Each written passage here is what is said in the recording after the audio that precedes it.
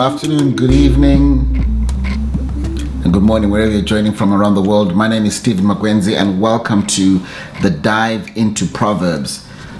We are taking a journey, diving into the book of Proverbs so we can get insight for living. And like I've said over the last few days, the Bible has got lots of examples of people that have walked before us, and through that they've gained a lot of experience. And what we can do is that as we dive into the scriptures, we can begin to glean from their experience and apply that to our lives today. And so this is why doing something like this is very important.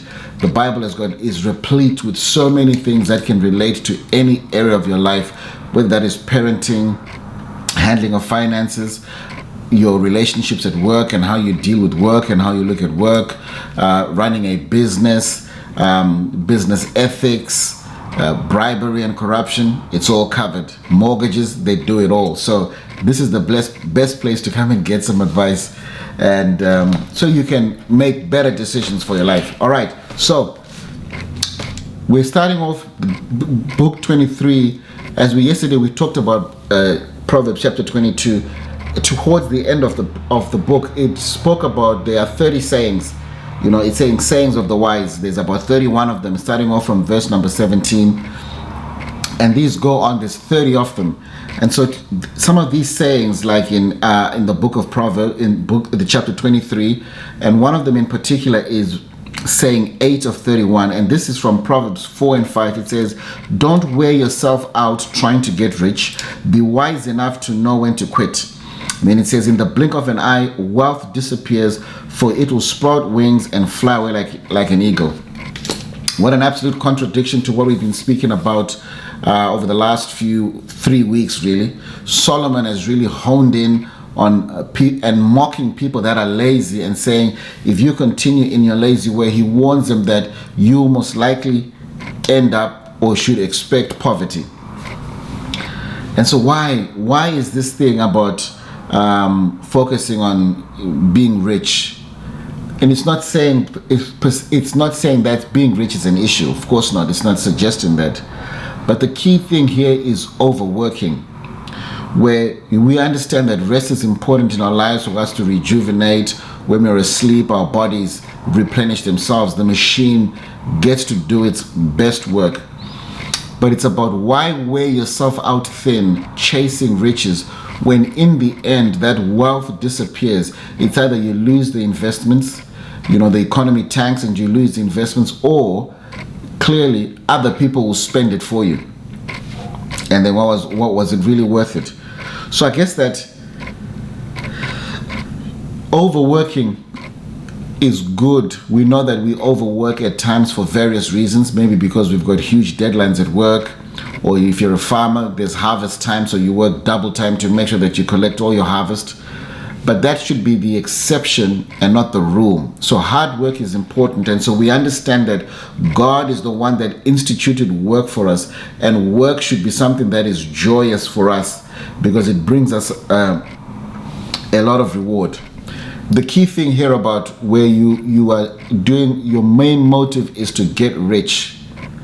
And so that means that you are going to be sacrificing a lot of things in order for you to get the riches that you're looking for.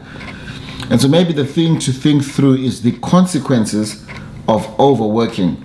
Look at the impact on your health, not just your physical health, but your mental health. And also, as we consider that, if getting rich for the sake of getting rich is your goal, it brings a lot of stress to that whole situation, lots of sleepless nights, but also there's significant impact to your relationships because you're going to have to forego something. The question I guess you've got to ask yourself, is it really worth it? And so remember that the Pied Piper of Hamelin, where the town had to pay because the town paid when the Pied Piper took all the kids away, and that was because the town said they would pay somebody for doing something that they didn't. And they didn't pay up, and so eventually he says, well, I want to fix you guys, and he did something, and then he took all the kids away. Now, I'm just saying that for every action, there's a reaction. So we need to understand that we will always pay the piper.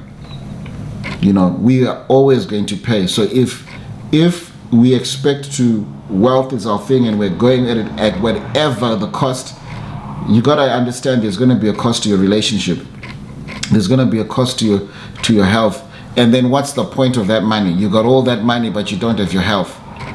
What is that money going to help you? You can have $1 billion, but if you're not healthy, you got some issues, that $1 billion ain't going to help you. And then so all of a sudden you die, and then other people will eat your money for you. And so we don't want to be those that pierce our souls with sorrows, as the scripture says. And I think that another key thing to do is understand and keep work in its proper perspective. Some of the best advice my wife and I received has been, because it's obviously ongoing, has been, do not forget the impact. It's basically saying, understand, focus on your significant relationships, which is, your spouse and your family, because these are the people that are going to be there for you when the times are at their hardest, when you are sick, and most importantly, they'll be the one at your funeral. Unless, of course, you've got a real big time family issues. But on the whole, your family are going to be the people that are going to be there for you. And so this is why we need to keep work in its proper perspective. And the key thing is that, you do all that to work for your company. At the end of when you retire, they give you a golden watch and that's all you're worth, or they give you your entitlements, whatever your entitlements are worth. They say that's the value that we have towards you. Now, it could be a significant amount of money, but it's still, this is what we think of you. Next, then they bring the next person in. And so life goes on, and so it should. And in fact, it should go on. But if we don't keep work in its proper perspective, what we'll do is that we will spend our lives doing stuff at work, and in the end, we lose out. Because in reality, a lot of people always complain. There was a study done, and I think it was a nurse in a nursing home speaking to people what their regrets were. Some of the big time regrets were not spending time with family. So keep work in its proper perspective, and understand that wealth disappears. Global depression, the Great Depression, wealth went gone. GFC came, house prices tanked, investments tanked. Then we had the COVID pandemic, things went pear-shaped. Recessions, when recessions come, people lose their money. And I think the best thing that you can decide for you and your family, or the best thing that you can do, is decide the lifestyle that for you and your family, and then live in the cadence of that lifestyle, in the rhythm of that. Because guess what? You are going to be more fulfilled. You're going to have the most important thing, which is spending time with family. And I'm not saying here, please don't get me wrong and think that I'm against work. I work hard. I work very hard. But we all have to ensure that we keep these things in its proper perspective. And so thank you very much for joining me today, and hope to see you tomorrow when we go into Proverbs, the 24th chapter. So God bless you, and thank you for liking and subscribing and leaving your comments. Peace.